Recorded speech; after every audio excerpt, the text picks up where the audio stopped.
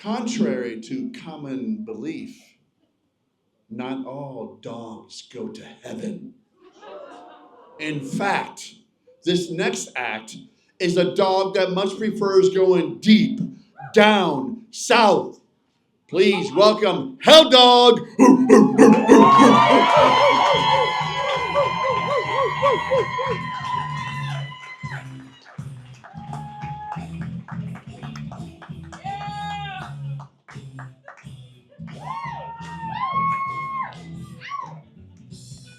Hey.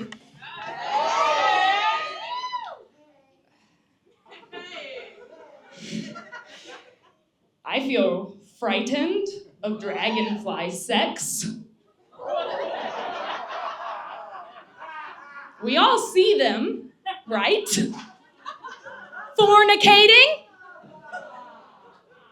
on the car windshield, the swamp, the internet. Maybe that's just my search history. But you know, dragonflies and humans have a lot in common, sexually speaking. Especially the males of both species approach their sexual partners in a very similar way. Step 1, spot the right little sexy thing. Step 2, move a little closer.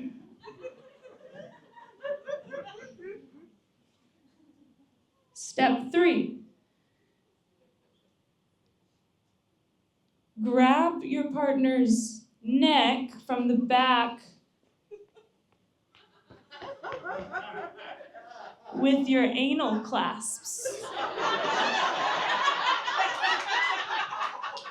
That's just the dragonflies. But it's pretty sick. And when I think about it, male dragonflies have the most specifically in common with male Catholics and Republicans.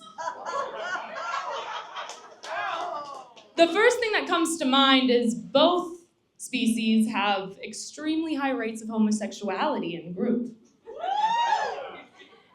We all saw the Grindr data from the RNC.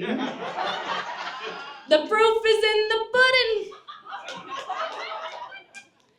That's not the only thing they have in common, though. Another key issue that they agree upon is eliminating female reproductive rights.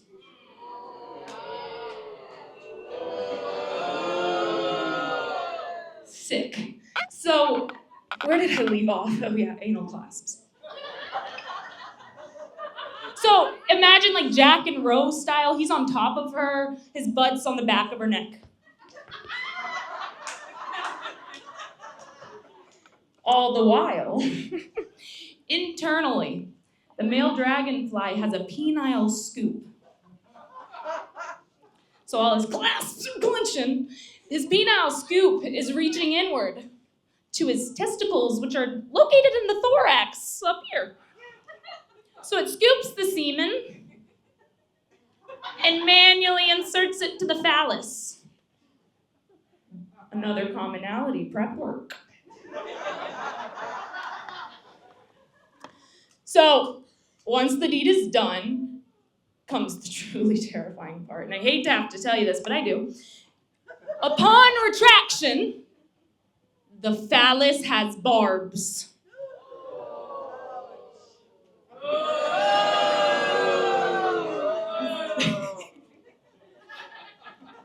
The barbs are there to scrape the side of the female dragonfly's ovipositor to take out any competitor's sperm so that he is the sole fertilizer. Sick. And this process is so unpleasant that similar to snakes, possums, school kids in the United States, female dragonflies will play dead to protect themselves from their assailants. Too real.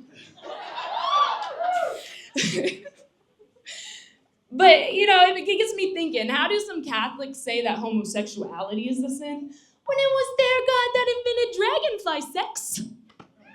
Barbs! By design! So, Catholic guilt?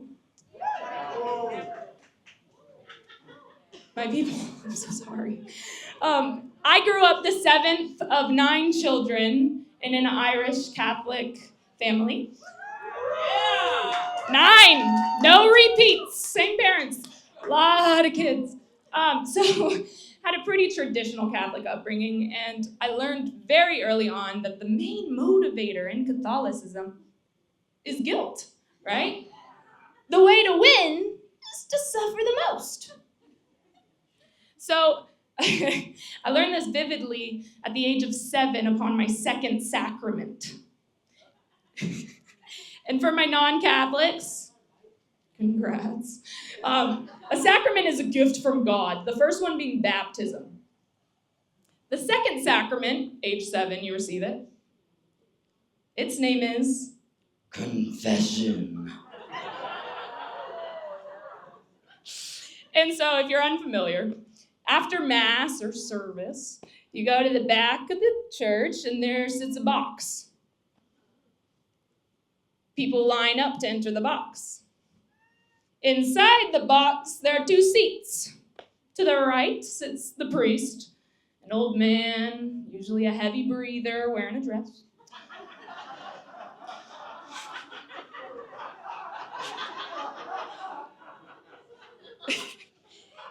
In the middle is a privacy screen with a lot of holes in it, mesh.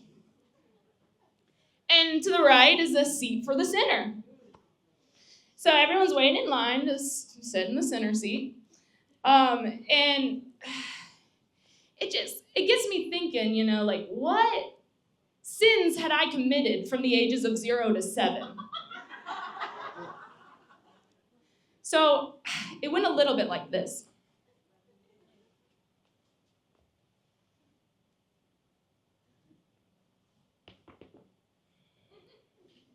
I have a script. Forgive me, Father. My Catholics. You're so good. I have sinned. I have disobeyed my parents. I stole that Tamagotchi from my sister, and I didn't ask.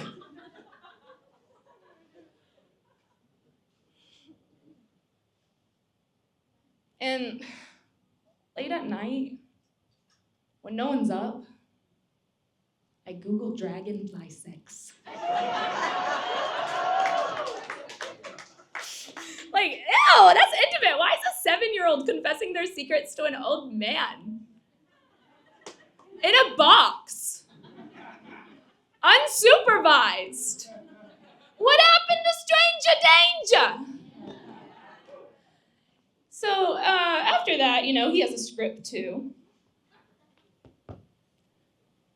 Bless you, child. For your penance, my non-Catholic's penance means punishment. Say 3 Hail Marys and beg for God's forgiveness for being a little shit. So, with a heavy heart and a lot of responsibility for receiving that sacrament, you go run out of that box to stare Jesus, the crucifix, in the face and say, Hail Mary, Hail Mary, Hail! It's confusing, I walked into that box a sinner, and I walked out, and it's all forgiven. That was easy. So I still consider myself Catholic. Yeah, not many of my siblings do, but it's for a few reasons. I feel really special being Catholic. It's really ancient. I'm doing the same rituals as folks back in the hundreds, right? Special. The second thing is Catholic bling. Do you see this? I got these for my first communion. That's the 3rd sacrament. The Sistine Chapel? We're fancy. I don't think that's what Jesus would wear, but the rules are loose in here. We've established that. And lastly, we speak a dead language, Latin. So for my non-Catholics, Mass is spoken or sung in a mixture of English and Latin. And it would always I find it odd going to other people's churches because their music would be like Christian rock.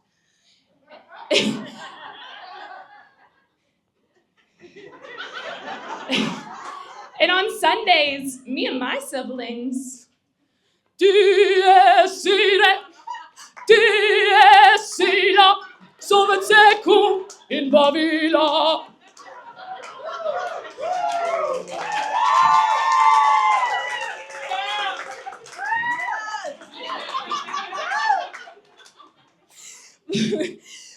But sometimes a 7-year-old doesn't understand all the Latin parts, right?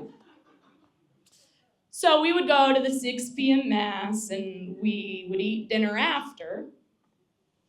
And, I just gone to my friend's cool rock church, and I'm listening to one of the prayers we do, which says, Hosanna in the highest. And so Hosanna is Latin for hark, or huzzah, or oppa, right?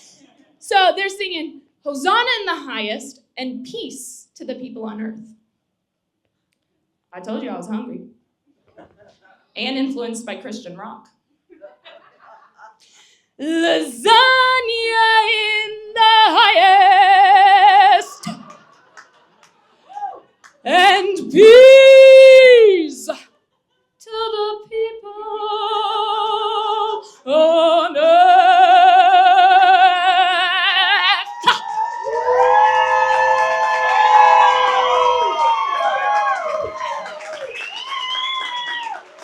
Let's give it up for HelDog. Woo! Yeah.